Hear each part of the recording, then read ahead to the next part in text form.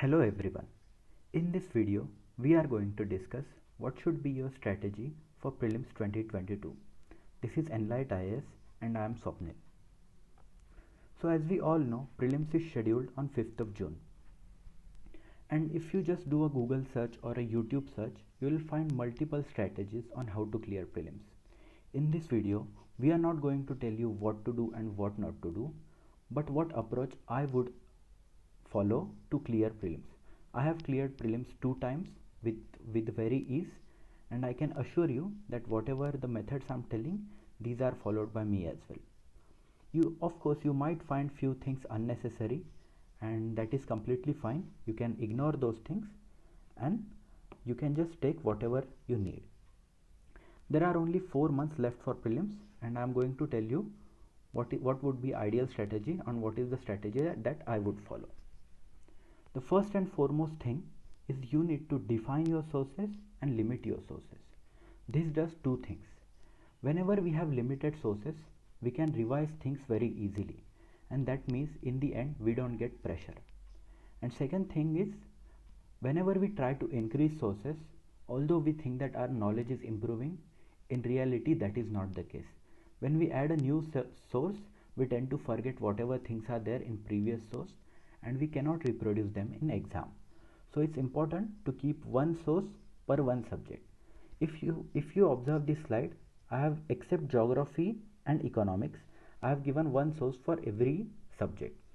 And the reason for adding two sources for geography and economics is these two are technical subjects and they require some basic understanding. So let's start. For ancient and medieval history, we should do Tamil Nadu NCERT. It is a very short book and it is much preferred over the other books like R.S. Sharma, because those are very bulky books. Second is Nitin Singhania's Art and Culture. We have to do a selective reading of this book and not read this entirely. We'll make a separate video on what chapters to include and what to exclude in our video titled What are the Sources of Prelims. Third one is for modern history. It is a universal that spectrum contains everything. Especially the last chapters of spectrum you must not ignore. For geography, as it is a technical subject, you should first watch Mrunal videos. They are very crisp, they are very to the point videos, and if you observe past few years questions, there are few questions which are directly from those which are not given in 11th 12th NCERTs. Although we shouldn't follow the strategy by going to every source where questions comes from, but these videos are suggested by every successful aspirant. Then apart from these two sources, there is third source for mapping. If you observe, in 2019 there were 5 questions on national parks and wildlife sanctuaries. Every alternate year there are 1 or 2 questions on rivers, and that makes it necessary to study mapping. For that, there is a book called India Through Maps, and we must prepare that. Then for polity, we must prepare Laxmikant. For economics, Mrunal's videos, since economics is a technical subject, and Mrunal's handout. Although this handout contains 700 plus pages, it is necessary, and trust me, no other source covers as beautifully as Mrunal does. And for environment, we should read Shankar IAS books. Although that book can be boring at times, but that is required for prelims as well as your future mains understanding. Then the last subject out of these 7, other than these 7 subjects, is current affairs. For current affairs, I would recommend to study any magazine for 12 months. So since exam is in the June 2022, then we should study current affairs from June 2021 to May 2022. Some might suggest that you should read 2 current affairs booklets, but I say please avoid that strategy, because that is not feasible in last 4 months or even before that.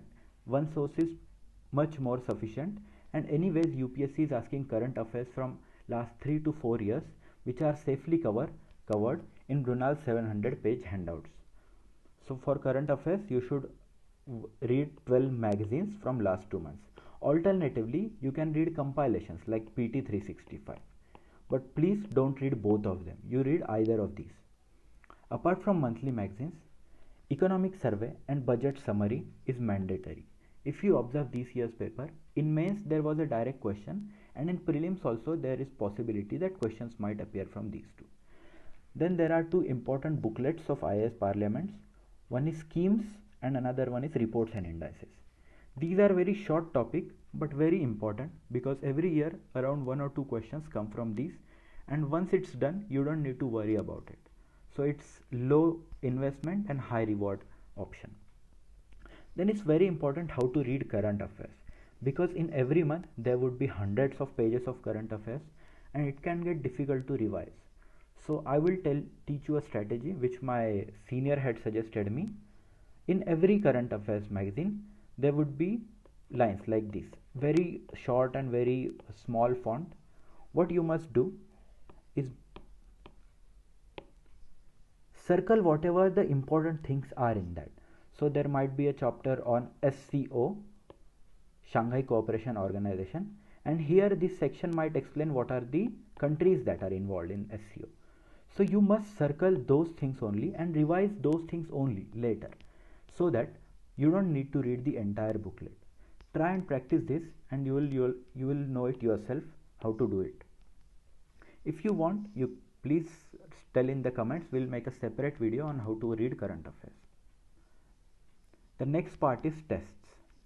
If you are taking anything from this video, and if there is fundamental thing on which prelims is based, it is tests. You must solve at least 50 tests before going to prelims if you want to have a fail-proof attempt. Then the question comes to mind, why do we need to solve these many tests? Why can't we just solve 10 or 20 tests? The answer is competition. There is huge competition, and there are other reasons as well. If you observe past few years prelims paper, especially after 2016, then you will see that there are hardly 40 questions which come from these 7 or 8 books which I just mentioned. Other 50 to 60 questions, they come from outside which we have no idea about.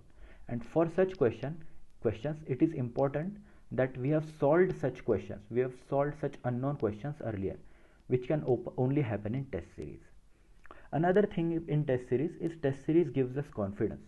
It improves our temperament in our future, and whenever we are in the exam hall, we can be assured that since we have solved 50 tests, we can easily clear the prelims. And third and most important aspect of prelims is called as guesswork or tukkabaji. And what is guesswork is, you will be amazed to know after you solve 20-30 tests that there are many questions which you don't have a slightest of idea. You can solve them very easily if you have solved tests. In fact, whenever we do first, second, third reading of question paper during exam, you will realize that in third reading you will be able to find answers to questions which you had no idea about. So please solve the tests. Then how to solve tests? We have 4 months left for exam. For next 2 months you should solve sectional tests of all 7 subjects given above, and at the same time you should complete those materials. 2 months is enough time and we can peacefully complete those materials. Every week you should solve 2 tests so that there is a balance between reading and tests. In last 2 months it's very important to solve full length tests, and don't solve full length tests of only single coaching. Solve them of multiple, at least 2-3 coaching institutes. What that will do is, that will break the pattern of single test series.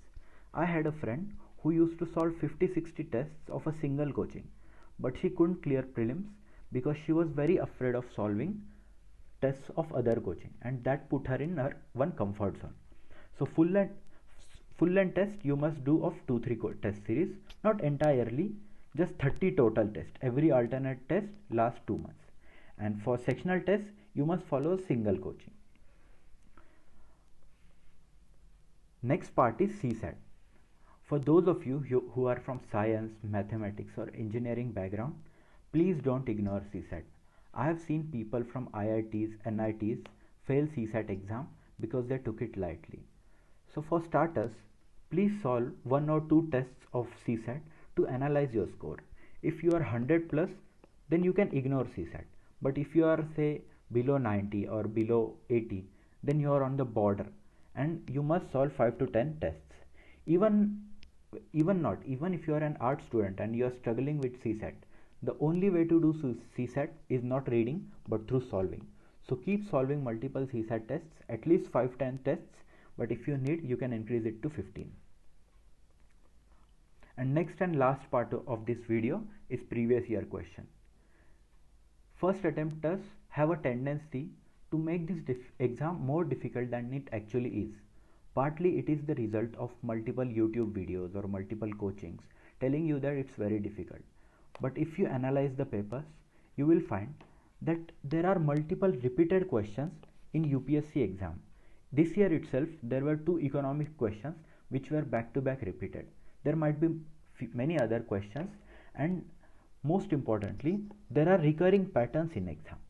If you analyze, as I told earlier, there are 2-3 questions on national parks and wildlife sanctuaries, and those can be solved very easily if you prepare them. It takes hardly 2 to 3 days to prepare these topics, and this stays with you for lifetime. Another topic is religion. Every year there is 1 or 2 questions on religion, and that question is very simple. If you read Art and Culture by Nitin Sangwan, you can easily solve that question.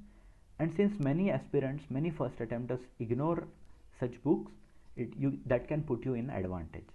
Then on architecture there is a question every year. On rivers there are questions. On political science, so if you observe this year's 2021 prelims paper, there was hardly any polity. Everything was from political science. There are questions on rights and duties. There are questions on political philosophies. For that, it's important you solve the tests, because in tests there are several questions on that. And since you are solving previous year questions, you will get an analysis of what types of questions are asked.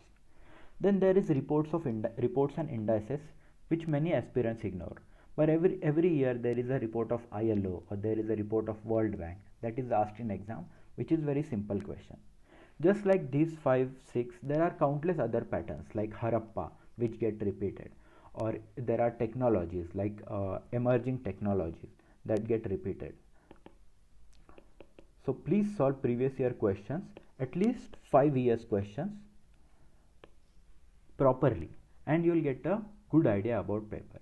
If you have any more difficulties or if you have any questions regarding prelims, then please post in the comments and we'll tell you from our side how we can help, and please post whatever videos you need in the future. Thank you. Jai Hind.